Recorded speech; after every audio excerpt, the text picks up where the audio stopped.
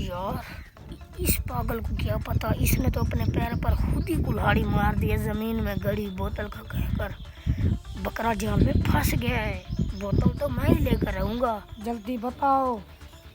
जिशान देखो मेरे भाई जिशान, पहली बात इसने मुझे कोई बोतल दी ही नहीं है, और दूसरी बात आप हमारे चक के बहुत ही अक्लमंद और ज़हीन बंदे हैं।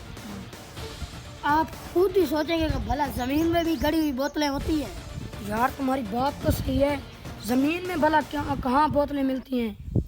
अरे इधर कौन को बताओ। अरे ये जो मेरा भाई है ना, ये जब दिहाड़ी पर जाता है ना तो गर्मी की वजह से ये इसका दिमाग काम करना छोड़ जाता है। इसका इलाज एक ही है, इसे बताओ, इसे बहुत ही बुरी तरह से मारना पड़ता है।